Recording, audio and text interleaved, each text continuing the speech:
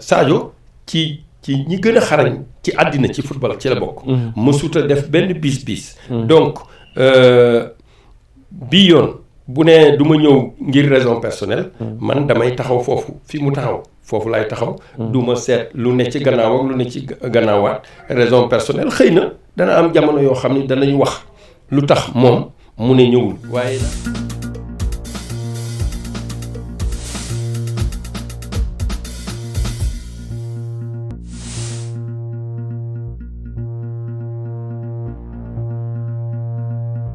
mbokki internet yi ñuy suivre seen site d'information Sénégal 7 ginnaaw bu leen nuyoo bu baax a baax di leen ziar di leen jox seen wàccuwaay di am mbégte bu nekk kontaante di ñëwaat ak yéen seen émission sport sur SN7 sport sur SN7 tey dalal beneen daanaan boo xamante ni kenn dootu ko présenté sport Sénégal notamment le football muy le doyen Coumba Ndoffène Fall ancien international sénégalais actuellement mu nekk dirigeant fële ci Jaraaf Dakar moom lañ dalal tey war a waxtaanee moom lépp lu jëm si actualité sportive. dañ waxtaanee aussi la liste de Pape Thiaw dinañ waxtaanee li nga xamante ni mooy absence Sadio Mané nañ waxtaanee aussi l'assemblée générale bi nga xamante ni d'information moo amoon fële ca Jërew pour ñu xam ñan ak ñan ñoom ñoo bëgg a diriger li nga xamante ni mooy la fédération sénégalaise de football. doyen maa ngi lay nuyu bu baax a baax di la ziar. maa ngi lay fay di nuyu suñu mbokk yi ñuy suivre. di jaalewaat grand Mbaye Diop. magu Yatma Diop. ak sunu rakk ji nga xam ni làqu na. te doon nekk Wakaam. Fa Diouf. di ko jaale le monde du football. di ko jaale Sénégal yëpp di ko jaale particulièrement nag waa Wakaam. di ñaan yàlla xaare ko àjjana. amiin di la déglu. fas yéene wax ci mbir yi nga xam ni moom nga may laaj. ni Sénégal yëpp di defee. parce que bu jamono demee ba nga xam ni toll na fii. wax dafa jot. jërëjëf. père ki nga xamante ni mooy le sélectionneur de l'équipe nationale du Sénégal mooy Pape Bouna Thiaw keroog ci mardi bi génn liste 26 jours yi nga xamante ni ñoom ñoo war a jouer jongante xaritoo bi dox ci diggante Irlande ak Angleterre. liste boobu nag ki nga xamante ni mooy Sadio Mané je pense que mooy l'absent le plus présent.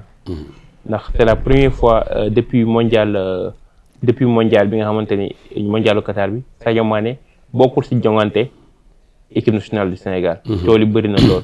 alors naka gisee liste bi tout d'abord avant ñoo ñëw ci kaw Sadio Mané. waaw liste bi c'est une liste cohérente.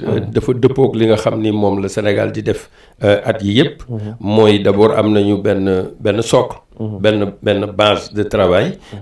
te tëjuwul équipe nationale noonu lay demee. c'est-à-dire dañuy ubbi ñaari bunt yi. fii la ñuy duggee fee la ñuy di génnee. kiy sélectionné nag. moom mooy tànn kuy tànn nag da ngay éliminer. waaye ci tànneef bi. yaakaar naa ni.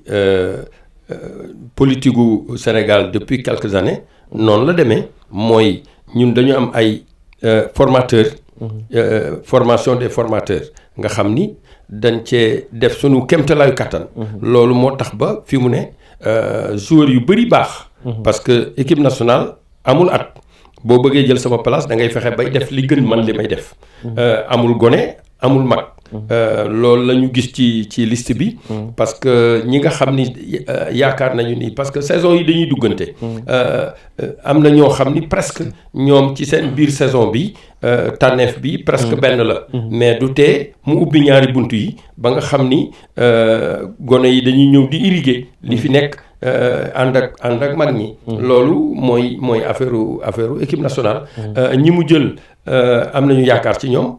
waaye ñoo ngi attaqué ñaari équipe yoo xam ni wax dëgg yàlla dëgg neex yàlla. ci ñi nga xam ni ñoo gën a xarañ fi mu ne. ci àddina bi ci la ñu bokk. Angleterre nag amuñu chance Sadio fekke leen. parce que bi ñuy dem bu ñu fàtte. bi ñuy dem mondial. dafa fekk Sadio gaañu ba ñëwul. ñun ñëpp ñu naqarlu ko. doon ñaan yàlla nag. am ndaje boo xam ni équipe nationale ak Sadio. day jongante ak Angleterre. waaye bii tamit wax dëgg yàlla dëgg neex yàlla du ñu am Sadio Mané. parce que suñu dégloo coach bi ci conférence de presse nee na Sadio bokkoon na ci liste bi. waaw mais pour des raisons personnelles moo tax Sadio nee na mënul ñëw équipe nationale. waaw xam nga raison personnelle. loolu nañ ko mën a déggee. fii mu ne spéculation yi bëri na.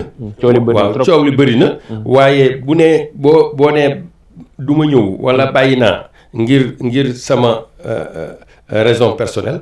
raison personnelle rek lañ ko mën a jàppee parce que nag ñun xam nañ Sadio. Sadio li mu def. sacrifice yi mu def pour équipe nationale. mën nañoo rafet njort ni. li ko tënk leneen la loo xam ni metti na ko man li ma jàpp mooy loolu sax dama yàgg di ko wax c'est-à-dire ñun du ñu tatagal suñu champion. te Sadio ci ñi gën a xarañ ci àddina ci football ci la bokk. mësuta def benn bis. donc bii yoon. bu ne du ma ñëw ngir raison personnelle. man damay taxaw foofu fi mu taxaw foofu laay taxaw. du ma seet lu ne ci gannaaw ak lu ne ci gannaawaat raison personnelle xëy na dana am jamono yoo xam ni danañu wax lu tax moom mu ne ñëwul waaye daal li ma jàpp mooy. mais ku toll ni Sadio Mané nekk légende ci équipe nationale du Sénégal nekk légende planétaire. dëgg la planétaire ko. équipe nationale du Sénégal am ñaari jàngonte yu important. contre Irlande ak contre Angleterre. coach bi convoqué ko mu ne pour des raisons personnelles moo tax du ma ñëw. est-ce que jotul tamit Sadio mu leeral. waaw parce que mais xam nga yàgg bàyyiwul dara. fi mu ne nii ku ciy waxit sa waxi bopp ngay wax sa xalaat ngay def. parce que li ma dégg daal mooy. li ma jàppagum. mooy li nga xam ni moom la entraîneur am wax. moom la chargé de communication am wax. raison personnelle lañ wax li ci des nag. ku ciy wax mën nga cee wax sa xalaat rek waaye mënoo ci wax sa aqulaay taala la nga xam ni moo tax ba Sadio ñëwul Sadio moo ko xam nga bu mu ne woon ñëwul parce que dafa gaañu ñu xam ni dafa gaañu waaye ñëwuma pour raison personnelle dama koy jàppee raison personnelle jusqu'à preuve du contraire parce que j'ai beaucoup de respect nag pour le footballeur qu'il est et le compétiteur qu'il est. N'oublions pas que bi ñuy gagné Coupe d'Afrique presque c'est au risque de sa vie. parce que ci biir match bi. dafa am traumatisme. dafa gaañu. mais teewul toll woon na foo xam na ni réewu Sénégal la teg ci kanamam. bi ñu ko waxee ne ko da ngay signé doo football ak nangam mu ne bu yoboo indi leen ma signé damay football. bu mu dugalee bi ba pare. bi muy 3 minutes après. pratiquement dafa daan ku mel noonu nag ak li mu ñu tàmmal man lu ma wax loolu laay jàpp ba may gis leneen donc wax ji li tax mu bëri. c'est que Sadio Mané la. parce que mais boo xoolee ñaari match yi nga xamante ni moom la Sénégal mujjee joué. critiques yi bëri woon na trop. ci Sadio Mané ba chargé de communication muy Bakary Cissé mu génne di def ay leeral ci sacrifice yi nga xamante ni moom la Sadio Mané def pour ñëw équipe nationale du Sénégal sacrifice yi nga xamante ni moom la jotoon def ci coupe du monde bi. mais li ma la wax lu leer la dama la ne. ñun bëgguñu champion man yàgg naa ko wax c'est-à-dire ñun fi mu ne nii. wax naa ko ci télévision yëpp wax naa ko ci rajo yi fépp. ñun dafa am jamono yoo xam ne àddina ñoo ko yoroon. ñoo yoroon UNESCO. ñoo yoroon FAO. ñoo yoroon CFAO. ñoo yoroon BAD. ñoo yoroon basket ñoo yoroon handball ñoo yoroon athlétisme. et cetera presque àddina bi au plan juridique. maa ngi leen di ñaanal jàmm. ñoom Youssou Ndiaye ñoom Pa Keba ñoom Leyti Kama. et cetera ñooñu ñoo yoroon presque juste àddina bi. léegi ñun yoratuñ dara parce que dañ dul célébrer. sunu ay champion mais ku mel ni Sadio ak li nga xam ni. moom la def ci fi mu tànn parce que yow kii dafa tànn football kee tànn basket kee tànn justice kee tànn agriculture mais li mu def ci football am na jamono yoo xam ni wax dëgg yàlla dëgg neex yàlla tous les yeux étaient braqués sur le Sénégal parce que dimanche bu ne équipe bu day ni Liverpool boo seetee jaar-jaaram bu day ni Liverpool nga xam ni bu ñu fekkee ne dañuy xalaat mi ngi am jogante Liverpool ak keneen la ñuy jëkk a jàpp mooy Sadio Mané prestation Sadio Mané loolu moo tax ba ma jàpp ni ñi nga xam ni ils ont la critique facile di ko ak li ñu ko doon wax te loolu dafa dëppoowul ak dëgg parce que Sadio li muy def ci terrain bi su nekkee saa bu ñëwee équipe nationale du Sénégal wax dëgg yàlla dëgg neex yàlla mérité na leneen loo xam ni ñi nga xam ni dañ ci doon wax ay wax yoo xam ni teguñu ko ci dëgg. parce que loo teg ci dëgg day yàgg. mais xamoon naa ni parce que ñiy fay Sadio c'est pas parce que dafa tudd Sadio Mané. prestation yi muy def dimanche bu ne. moo tax ba ñu koy fay loolu. bu ñu ci parce que li ñuy wax nii Cristiano Ronaldo am na foo xam ni doo dégg mukk Portugal ñu yëkkati ko seen gémmiñ teg ko ci Cristiano Ronaldo wala ñu Argentin yëkkati loolu di ko teg ci deru Messi. donc ñi koy def man de su ma doon moom sax damay ñëw. parce que sama réew laa koy def. bu fekkee à supposer que loolu moo ko touché. waaye xam nga ne Sadio borom jom la. mën naa am effectivement blessé qu'il se dise bon dans ce cas moi je ne viens pas. pourtant dugal na ci week-end bi. mais day dugal ba waxuma dugal bi sax mais bal bi mu jox Cristiano Ronaldo. c'est-à-dire gis nga nit ñi dafa mel ni. fin de saison bi exception la def. mais saison bi yëpp. c'est-à-dire li ñu bëgg. loolu mënta nekk. gis nga jamono day dox. am na noo xam ni noonu ngay defee. waaye li ma bëgg. rek laa war a gis ci yow. loolu yaakaar naa ni ku ko bëgg da ngay sonal sa bopp. waaye doo ko am man day wax dëgg yàlla maa ngi koy tatagal di ko yëkkati. di ko célébrer tey ñaan yàlla ñu continuer di ko célébrer parce que fu mu mënti dem ci àddina. ñooña dañuy ciy kontaan. Il vend la destination du Sénégal. C'est peut-être l'un des meilleurs ambassadeurs du Sénégal. ku demee noonu nag am na noo xam ni réewam. wax dëgg yàlla war nañ ko jox taxawaay bi nga xam ni moom li mu joxe ñu xam ni kii mooy Sadio Mané. projet de jeu bi nga xamante ne mooy le sélectionneur Pape Bouna Diaw. daal di teg. est-ce que war na reposer wu si Sadio Mané. waaw xam nga équipe nationale loolu ci neex. c'est-à-dire. am nga ouverture yu bëri. reposer sur des individualités. projet. dafa am fu ñu koy teg. ni Sadio meloon. war na gindi nit ñi. ni projet. ki nga xam ni ñi koy porter ay footballeur lañu boo seetee àddina bi yépp nag laa lay wax. xam nga dañuy wax projet Hansi Flick bi. mais c'est parce que effectivement il a des phénomènes au milieu. il y a des phénomènes en attaque. boo demee joueur bi mel ni ay Pedri ay Gavi ay Olmo. au milieu de terrain ñooñu. tu peux te permettre effectivement de jouer de cette façon. si tu as des flèches comme Lamine Yamal et Rafinha bu la neexee nga jouer noonu non seulement day isoler pour fexe étirer défense bi. pour créer le 1 contre 1 sur les flancs muy Rafinha muy Yamal. au Sénégal dañu amoon Sadio Mané mënoo construire équipe te construire ko autour des exécutants et la qualité de l'exécutant rehausse effectivement le niveau de l'exécution. c'est-à-dire li Sadio Mané mën ñi ko mën bëriwul. loolu moo tax ba mais boo xoolee père ba ñuy jël Coupe d'Afrique. le projet du Sénégal reposait sur le côté gauche. avec Sadio Mané ak Saliou Ciss. non xam nga quand j'ai dit. que l'équipe du Sénégal. était une équipe affûtée. mooy depuis les Jeux Olympiques. de 2012 équipe bi dafa commencé woon ci dund. mooy flanc gauche bi effectivement tu avais Saliou Ciss. tu avais Gana Gueye tu avais Sadio Mané.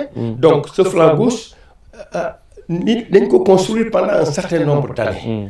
on parle de sport collectif. sport collectif dafa am automatisme. automatisme yooyu mënoo ko construire du jour au lendemain. moo tax la force de l'équipe nationale du Sénégal équipe boobu di dem équipe boobu wax dëgg yàlla dëgg neex yàlla c'est une équipe qui a été construite dans la durée nga xam ni dañuy defar di yokk di wàññi di wokk di wàññi ba équipe bi taxaw équipe boobu demoon na ba nga xam ni yaakaar na ñun yaakaaroon nañ ni équipe boobu moo mën ci àddina. c'est dommage bi ñuy dem coupe du monde que il nous a manqué un garçon comme Sadio Mané. boo seetee depuis quelque temps je presse le retour de Sabaly. parce que Sabaly prestation yi muy def. en Espagne mérite vraiment que ñu def une délégation dem seeti ko gis nga Kroos. quand il a décidé en Allemagne d'arrêter. les Allemands sont allés le voir. pour discuter avec lui et lui demander de revenir. il est revenu ba bi muy arrêté. loolu dafay nécessité. je crois qu'il est indispensable aujourd'hui qu'on fasse venir nos meilleurs. même si man xam naa ni Sabaly mënuñu të. il faut aller le voir il faut discuter avec lui. man damaa jàpp ni heure bu ñuy équipe nationale blessé moom moo waral mu décliner. non l'équipe nationale baissée je ne le crois pas parce que en fait ce dont je suis sûr. c'est que nous avons perdu en Côte d'Ivoire. mais jusqu'à présent Sénégalais yi loolu nanguwuñ ko avalé wuñ ko. parce que notre équipe boobu li mu def. ci première phase bi. 3 matchs 3 victoires. carton plein une équipe flamboyante. Bon qui s'est affaissée contre la Côte d'Ivoire. 1-1. On est éliminé au tir au but. Certaines équipes se seraient contentées de ça, de ce résultat. Mais Sénégalais yi loolu doyu leen. parce que équipe bi ñu am. ci jamono yooyu wax dëgg yàlla dëgg neex yàlla on avait d'autres prétentions. et loolu dafa am répercussion. sur les finances de la fédération sénégalaise de football. alors avec l'arrivée des nouveaux joueurs. ci mel ni Mamadou Lamine Camara bu AS Berkane bi nga xamante ni champion d'Afrique U20 nekkoon académie Darou Salam. ku ci mel ni Idrissa Gueye. le prodige de génération foot. ak ku ci mel ni ñoom Lamine Camara. la jeunesse. bi nga xam ne actuellement ñoo ngi assurer transition bi nànk-nànk. ban projet de jeu le coach bi war a teg pour au moins. ñoo mën a jël Coupe d'Afrique bi fële ci Maroc. waaw je crois que li nga wax noonu en fait dama ko dugal ci première phase bi. j'ai dit que la qualité de nos joueurs. découle de la formation de nos formateurs. je salue d'ailleurs la dernière formation. pour la licence A. parce que daf ñuy éviter lu bëri. parce que ban équipe. nationale wala équipe buy représenter réew di dem Coupe d'Afrique ki fay toog dafa war a am licence A. on a été obligé de faire des gymnastiques pour effectivement avoir sur nos bancs quelqu'un qui n'est pas l'entraîneur de l'équipe. et ça nous a un peu pénalisé. waaye fii mu nekk nii avec la dernière formation. bëri na je crois qu'ils sont plus d'une 50aine d'entraîneurs yoo xam ni ils sont en train de faire la formation de la licence A. Ça, il faut saluer ce genre de comportement et nous dire que ça fait partie effectivement des options qui permettent cette irrigation de nos différentes équipes. Ne nous leurrons pas. boo amee jiw bu baax. mën ngaa yaakaar. am meññeef bu baax. et depuis quelque temps. les résultats que nous avons glanés dans le continent. Ce qui s'est passé, c'est inédit. Il y a 5 trophées, nous avons gagné les 5 trophées. On le doit effectivement à la formation de nos formateurs. Parce que si tu n'as pas de bons formateurs, tu ne peux pas sortir de bons footballeurs. Et il faut saluer ça. Mais on a gagné les 5 trophées. Actuellement, Ben Monek Ange. Perdre nañ 3 yi. C'est ce que je suis perdre nañu coupe équipe nationale. U17. perte nañu U20 perte nañu U20. tey Big Soccer. li ma la waxoon li ma wax keroog. dama ne sunu fédéraux yi war nañu tal leneen. parce que je vois effectivement que depuis quelque temps on ne s'occupe pas comme il faut des différentes compétitions. parce que compétition ça ne va pas avec les déclarations de candidature à droite et à gauche. Ça ne milite pas en direction d'organiser nos compétiteurs et de les mettre dans les meilleures conditions. moo tax il y a lieu de s'inquiéter. En fait j'avais pris un peu de recul parce que j'estimais que les choses se passaient très bien. De temps en temps il fallait faire un rappel, réajuster un peu, mais cela se passait bien. Il y a lieu maintenant de s'inquiéter parce que bu fekkente ne ñun dañu gagné woon 5 trophées 3 yi dem na. est-ce que waruñoo xool loo xam ni mooy xew. ba nga xam ni la woon na. on ne peut pas se permettre aujourd'hui et waxuma sax kii de je parle pas les U17 sont quand même qualifiés à la Coupe du Monde. Les U20 sont non seulement on a perdu le trophée mais on n'est pas qualifié. C'est la première fois depuis 2015 qualifié une Coupe du Monde. Donc il y a lieu de se poser des questions et de se dire. Et de tirer des enseignements. waaw moom laa wax léegi nii li ñuy def nii yëpp. ça rentre dans ce cadre-là. c'est un peu attirer l'attention des uns et des autres sur la situation actuelle et peut-être réajuster un peu mais je dis lii force football sénégalais. c'est effectivement la formation des formateurs. les conditions sont vraiment très très bonnes maintenant pour travailler parce que même boo defee formation des formateurs te joxoo leen jumtukaay yi nga xam ni. moom la ñu war a liggéey amul benn njariñ. léegi il y a une pléiade de footballeurs. mais ce que j'ai dit je le répète Sénégal il faut éviter aussi de faire le choc des générations. amul ndaw amul mag. soo bëggee jël sama place il faut faire mieux que moi. En équipe nationale c'est comme ça que ça se passe. Père Sanga yaa ngi wax lu am solo. mooy ñoo ngi topp affaire candidat yi. ba fàtte liggéey bi ñu war a def. tout à fait te boo xoolee. fédération sénégalaise de football moo ngi am déficit 2,4 milliards. te loolu lu ko indi bokk na ci Coupe d'Afrique bi nga xamante ni moom lañ ñàkk. non Coupe d'Afrique la. c'est-à-dire prestation bi li ñu teel a génn. moo tax effectivement on a eu une perte de 2 milliards et quelques francs. 2 milliards et quelques est-ce que le football sénégalais peut se permettre aujourd'hui de perdre 2 milliards et quelques et fi mu nekk il y a le risque aussi RDC xam nga dafa mel ni. on se rend pas compte. de la situation actuelle du football sénégalais. RDC dafa ñëw match ñu ñun fii. ñun ñu war ko fekk. ñaanu ma ko yàlla bu ñu qualifié wul coupe du monde ku mënti nekk li ñuy xëccoo nii ku mënti nekk président fédération sénégalaise de football tu vas vivre une situation financière indélicate parce que dañuy wax presque 2 milliards et quelques mais la coupe du monde ça va chercher quoi 3-4 milliards aussi CHAN bi nga xamante ne suñ ko perte tamit loolu tamit day indiwaat beneen gap beneen déficit et puis day jouer ci mentalu équipe compétiteurs yi xam nga en fait dafa am sax continuité loo xam ni bu amee da nga yaakaar mu amaat parce que bi ñu commencé di gagner Coupe d'Afrique yi dañu tegale Coupe d'Afrique yëpp boo commencé di perte fi mu ne on a perdu 3 Coupes d'Afrique ñaar ci des ñaar yooyu bu ñu xamee benn moo ci des waaw benn moo ci des parce que même bi choqué bi perte nañ bi sukoor bi téye nañ ko bi sukoor bi lañ téye actuellement mu des CHAN bi moo tax dañoo war a mànkoo téye ndam li waaw CHAN bi fi mu nekk xanaa gisuñu. doo sentir nos filles sont en Mauritanie aussi. doo sentir cet engagement. bi war a habiter benn fédération boo xam ne dafa toll fii. fi ñu toll nii. parce que gis nga le 2 août. bu ñuy def AG ordinaire bi. bu ñu koy def day fekk CHAN bi équipe bi nekk foofu. ça veut dire que boo nga convoqué assemblée générale le 2 la CHAN bi di commencé. daan bi commencé. waaw kon il faudra gars yi jël les devants. pour mën a préparer CHAN bi joueurs yi mën a nekk ci ay conditions yi. sax dama ne woon qu'on mette en place. nañu wax ministre bi. wala ñoom. qu'ils mettent en place un comité ad hoc bu toppatoo loolu. parce que bu AG bi di jege si. wóor na mu wóor a yàlla ni duñ tal dara lu dul AG bi. actuellement gars yi taluñ dara AG bi rek lañ tal. waaw mais AG bi. bon man de li ma wax lu leer la. il y a des candidatures qui se dégagent. yu ñuy déclarer. je crois que candidature bi ñu déclaré gum c'est la candidature de Camara. Maître Camara bu Tamba.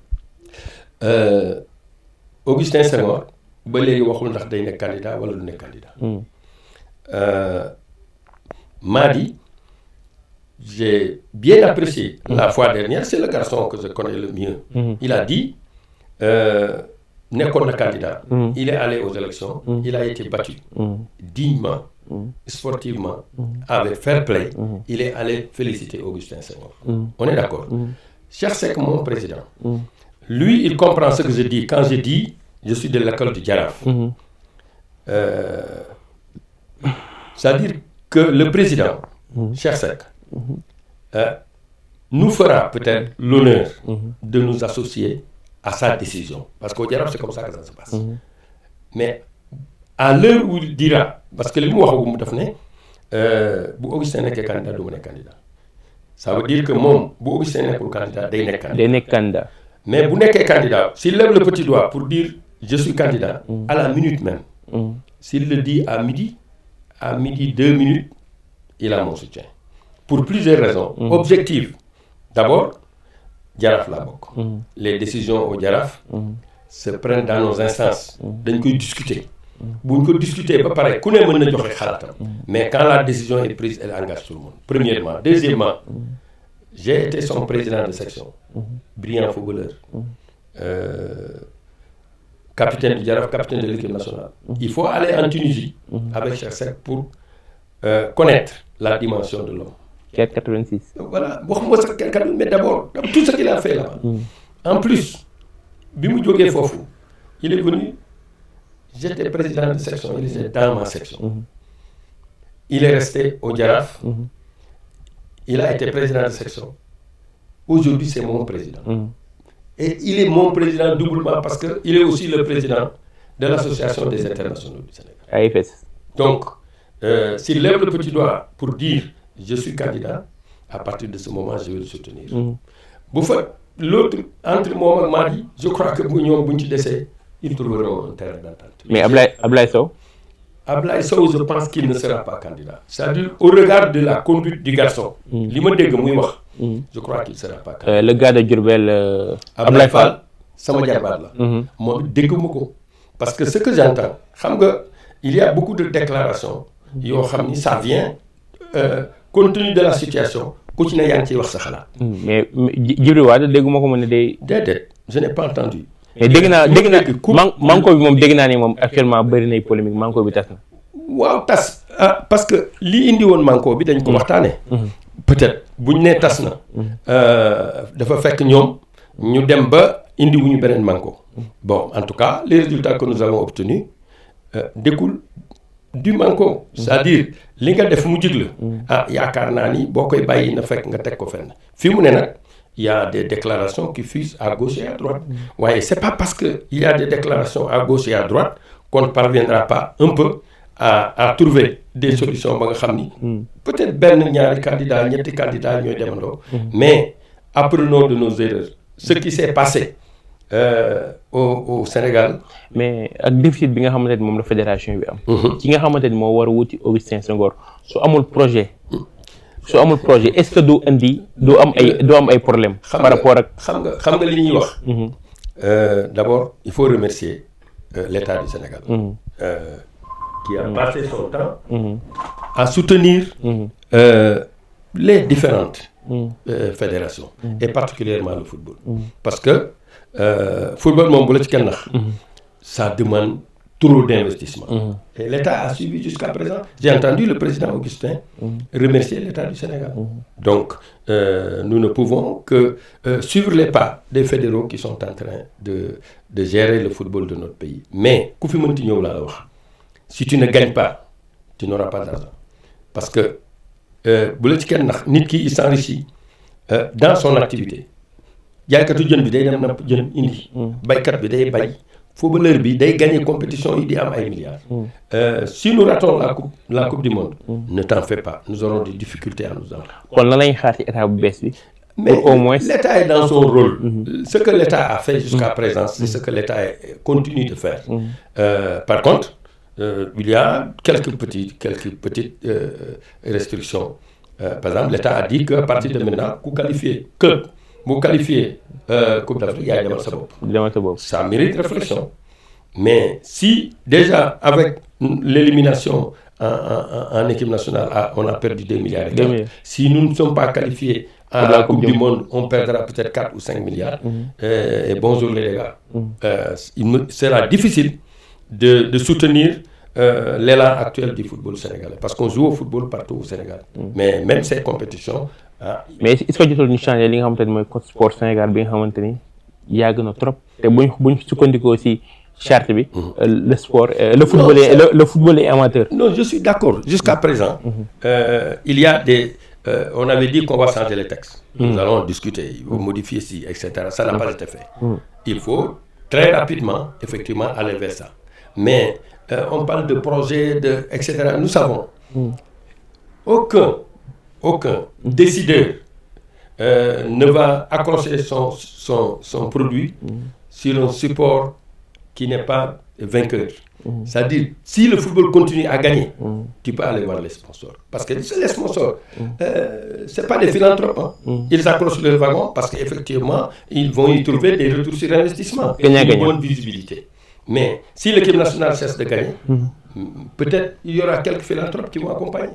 Mais un manager ne va jamais accrocher son produit sur un vecteur qui n'est pas porteur.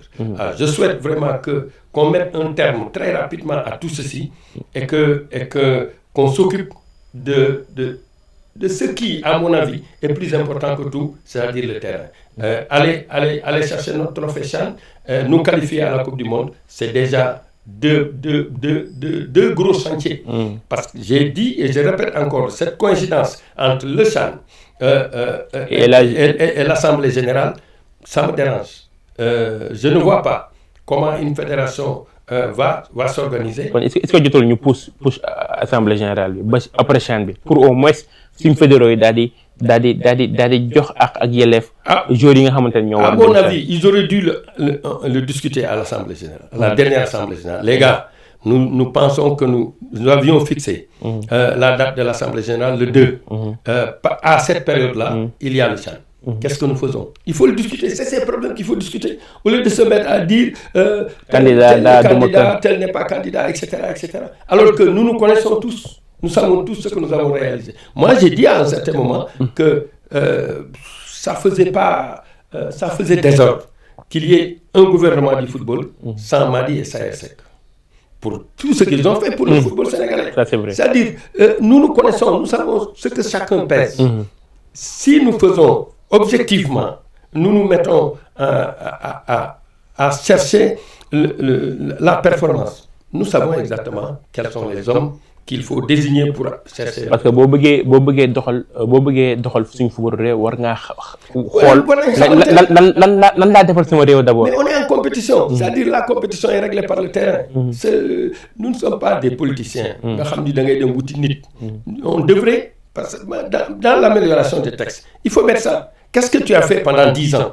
Qu'est-ce que tu as réalisé sur ces 10 ou 15 dernières années? Pour diriger le football. Mais c'est ce que je pense, effectivement. On ne peut pas tomber comme un néophyte, tomber comme un cheveu dans la soupe. Ce n'est pas bon. Mais père, insister nga ci qualification Coupe du Monde. te actuellement ñoo ngi dem ci ñaari jongante xarito Irlande ak Angleterre. te ñaari match yooyu noonu ay baromètre la pour ñu tirer ci enseignement suñ match éliminatoire Coupe du Monde ak match yi nga xamante ni moo des ci. Ça permet effectivement au sortir de ces deux matchs-là de tirer des enseignements et d'avoir des convictions sur pour préparer les prochains matchs. Parce que c'est pas des matchs faciles. Nous allons en face de joueurs que nous connaissons, les Bellingham, les Rice, etc. Parce que tous les Sénégalais suivent maintenant les matchs à la télévision. Même si ceux qui ne sont pas sur certaines télé peuvent suivre ça avec la télévision nationale. Je pense effectivement que nous avons banni la facilité. On va avoir des matchs extrêmement difficiles, mais il faut se jauger avec les meilleurs pour effectivement pouvoir se faire une idée précise de ce que vaut le Sénégal. J'estime que c'est une bonne idée, parce que ce qu'on nous reprochait, c'était qu'on choisissait des sparring partenaires très faciles. Merci. Alors, ñaari match yooyu noonu. Non, c'est des matchs extrêmement difficiles et rapprochés. Qui arrivent à des moments, mais nous constatons effectivement que nos footballeurs sont en train de briller un peu partout. D'ici à la fin de la saison, les Mandiaye, les Ismaïla Sarr, Matar Sarr, Nicolas Jackson, Lamine Camara, que je salue au passage, qui était à l'entraînement du Jaraaf. À fin de compte, il paraît que le regroupement se tiendra à Dublin. Mais ça prouve aussi que ces garçons sont restés eux-mêmes, très sobres, parce qu'il s'appelle Lamine Camara. Et c'est l'un des joueurs les plus convoités actuellement dans le monde, et qui a accepté de venir s'entraîner au Jaraaf. Et je salue aussi le petit Mendy. Et l'âge Malick Diouf aussi. Voilà, c'est très bien. Ça prouve qu'ils sont restés dans leur environnement immédiat. Je souhaite qu'ils fassent un bon match et qu'au sortir de deux matchs, on fera une évaluation. di la jaajëfal bu baax a baax sa disponible xam naa actuellement da ngay yàqam. moo tax bu xuus ci Angleterre Irlande bi. dama am sama benn xarit. Waly Ndiaye mooy maye doomam tey donc fa laa jëm nii moo tax ma xool naa doom midi waaye yow moom mënuma laa bañal dara. ndax diggante Pape Ngagne ak Ndeye Sène. maa ngi leen di nuyu au passage. ñu lay jaajëfal bu baax a baax. merci beaucoup. le mot de la fin looy tàggatoo ak gars yi. waaw tàggatoo mooy nañ dellu si seen xel rek. te xam ni yëfu réew mi lañ leen dénk. nañ ko ñoŋal. nañu ko def seen yëfi bopp. ba ñuy jóg génn ci échéance yi mais la réflexion aussi c'est comment gérer en même temps CHAN bi ak assemblée générale bi préparer en même temps le match contre la RDC pour la qualification de la coupe du monde yaakaar naa ni fi mu ne loolu doy na leen yëpp mbubak tubéy. ñu lay jaajëfal bu baax a baax. Père Ndofène si sa disponibilité. merci di nuyu les amis internautes de Sénégal 7 yi nga xamante ni ñooy teewlu chaîne bi saa su ne di nuyu le grand caméraman l'homme de l'ombre Amadou mi nga xamante ni moo nekk si ginnaaw caméra bi di nuyu le grand entraîneur le grand Kenny Matar Sabali depuis Allemagne mi nga xamante ni day suivre tout le temps émission yi di la jaajëfal bu baax a baax Père. merci di ñaan yàlla yokk xam-xam bi yàlla yokk jërëjëf merci jaajëf Père.